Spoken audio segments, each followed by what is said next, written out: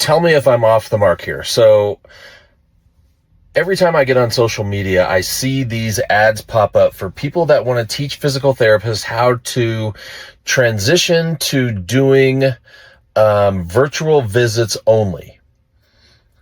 Okay, so I understand that you're frustrated and the medical model is screwing you over and you're not happy with what you're doing, you're not happy with what you're making. So now these people are coming in and promising you that you can sit around the house all day and do whatever you want, walk around with your kids, play with your kids, play video games, go on vacation around the world. All you needed is a Wi-Fi hookup and a computer and you can treat patients virtually. Now, to me, this sounds like you trying to do as little as possible and get paid.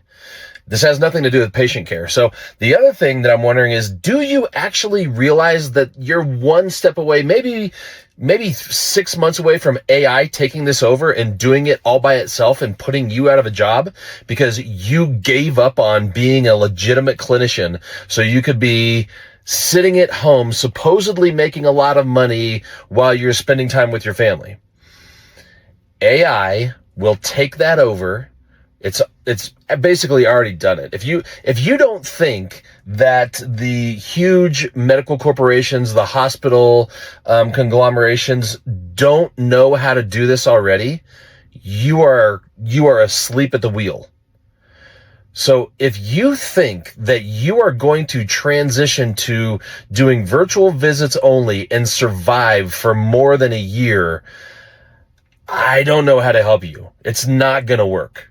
The AI is already ahead of you. Here's what AI cannot replace.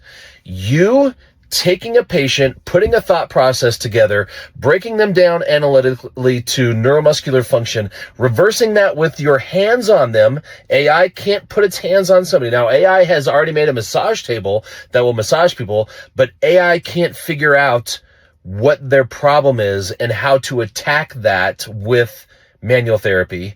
AI will never replace me. AI will never replace people that are doing the 180 system.